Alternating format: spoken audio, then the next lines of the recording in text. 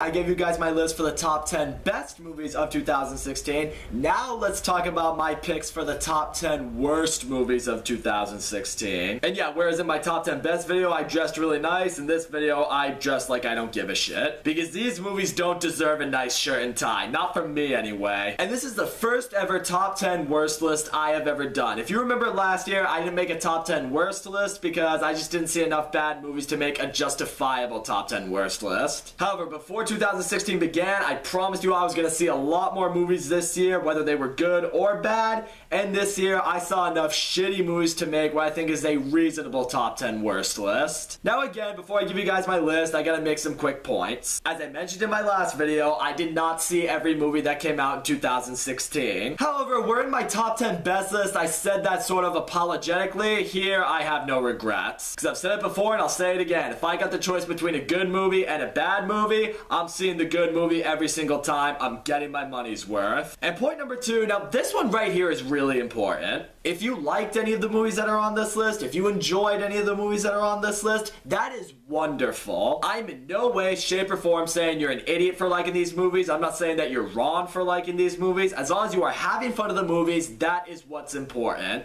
These are just the movies that I personally hated for one reason or another. So with all that being said, let's talk about some garbage.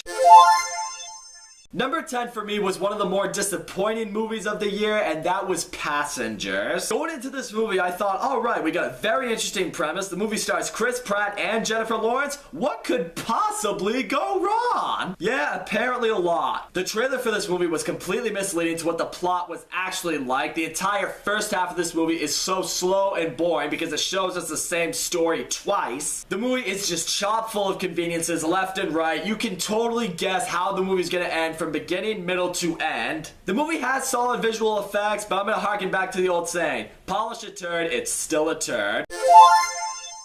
While Passengers was one of the more disappointing movies of the year, for me, the most disappointing movie of the year, that was The Girl on the Train. Part of me really wanted to leave The Girl on the Train off of my worst list because I did really love Emily Blunt's performance in this movie. But after thinking about it for a really long time, that's just the only positive thing I can find in this movie. None of the characters in this movie are even remotely likable. One's a freak, one's a hoe, one's a fucking asshole. The movie frequently flashes back to certain events throughout it and then immediately flashes back to an event in the present that just makes everything so confusing to follow. The mystery in this movie was not compelling or engaging for me in any way whatsoever. By the third act, most people are able to solve the mystery themselves. It was a movie clearly trying to be the next Gone Girl, but in the end, I just want this movie to be gone from my memory.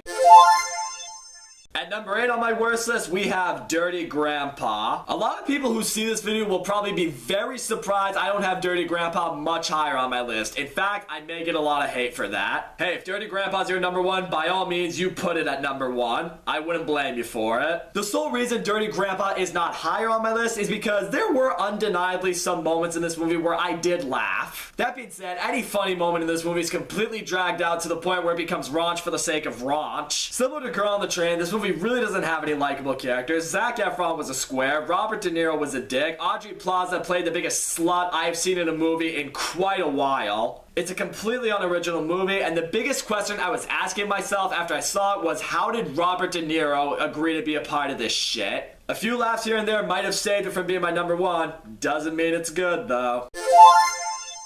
Can you really say Keeping Up with the Joneses was a better movie than Dirty Grandpa? I'm sorry, but I can't. No one in this movie had any real legitimate comedic chemistry with each other. The movie is trying so hard to be the next great action comedy like 21 Jump Street or The Other Guys. The movie literally revolves around one boring-ass couple stalking the shit out of this other, more successful couple. And then the movie tries to wrap it all up with what's supposed to be a big action scene, but it's nothing special. Zach Galifianakis, you really need to get your head in the game, bro. Otherwise, people are gonna forget all about The Hangover and remember you for this shit.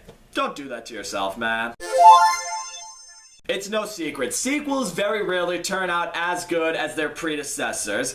This is especially the case when their predecessors aren't actually that good. A prime example of that this year, Now You See Me 2. The first Now You See Me I never saw as a good movie, but it did have its enjoyable moments. In this movie though, nothing could work for me. This movie is just chock full of so many annoying characters. Seriously, Woody Harrelson playing his twin brother might have been the most annoying character in a movie this year. And the fact that the four horsemen are these great magician thieves, the fact when something in this movie happens that's supposed to be suspenseful, it doesn't make you feel the suspense because you know the four horsemen are gonna get out of there because they're fucking magicians. The only magic trick I wish was real is a hypnotist that can really just mess with your mind the way Woody Harrelson does in this movie. Maybe it would make me forget about it.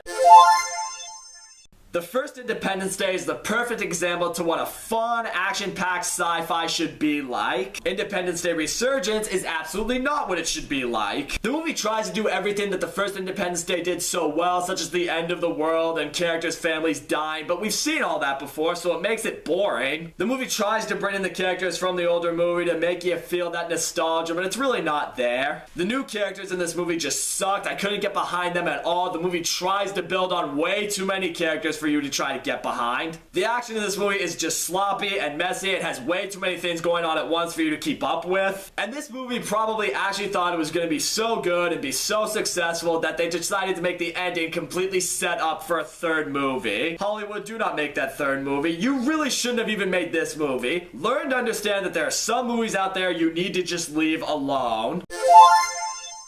And speaking of movies that Hollywood should learn to leave alone, let's talk about that Ben-Hur remake for a second. Ben-Hur is one of the biggest waste of time remakes I have seen in forever. The actors and the characters in this movie are subpar at best. The movie tries to make you care about the tragedy between the brothers, but you don't give a shit. What also sucks is the movie had a couple of cool scenes that makes you think, oh, maybe the movie can pick up, maybe it can get better, and then it just fell flat. And the ending of this movie, oh my god, it's one of the worst endings I have ever seen. The fact that it had to use the crucifixion of Jesus, who was in this movie for maybe 5 seconds, be what solves all of the problems in this movie was just stupid. And that's not me saying I don't believe in the miracles that Jesus created. I absolutely do. In fact, the original Ben-Hur, from what I heard, actually had Jesus play a more prominent role and made his crucifixion that solved the problems actually believable. I think that's what happened anyway. I need to see that still. This movie, however, used that so it didn't have to come up with a smart ending for this movie, and that ending, it absolutely guaranteed this movie a spot on my top 10 worst list of the year.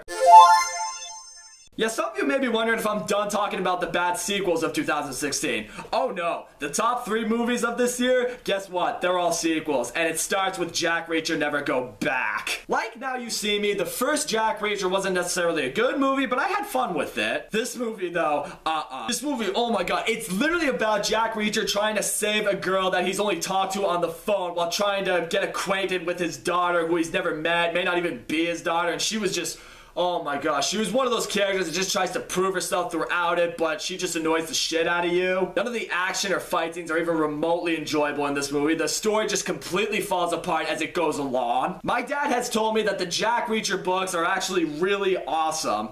Maybe I should finally take up reading, cause I'm already done with these Jack Reacher movies. Number 2, I was ready to bet money that this was gonna be my worst movie of the year. That's Zoolander 2. Was the first Zoolander a stupid movie? Yes. But it used stupid humor and stupidity in such a good way that it actually made for a well-made, funny comedy. Zoolander 2 is just stupid and nothing else. Every character in this movie is a complete idiot. The story is absolute nonsense. The more you watch it, the more you feel like you're getting stupid by the minute. Seriously though, Penelope Cruz being able to swim halfway across the world because she's a swimsuit model, Owen Wilson being in love with this orgy that's consisted of men, woman, and a little centaur girl. What? Oh, we can also talk about how in this movie, it makes those who give that blue steel face telekinesis powers that can set off a bomb. Are you fucking kidding me? Part of me does want to feel bad for the people who were involved with it, but I just can't because they agreed to be a part of it. Holy shit, this movie was a disgrace. Yeah, so some of you may be wondering what is my pick for the worst movie of the year. Well, at the very end of the summer, I saw it. The movie that had me rolling my eyes the most, had me nodding off the most, had me ready to just get out of my seat the most, had me literally booking it out of the theater the second it was over. My number 1 worst movie of 2016 is Mechanic Resurrection. Oh my god. I seriously don't even know where to begin with this shit fest. Let's start off with the fact that the whole movie's about Jason Statham trying to save Jessica Alba, who he's known for half a day, had sex with one night, and decides he's in love with her, gives her his most prized possession to hold on to.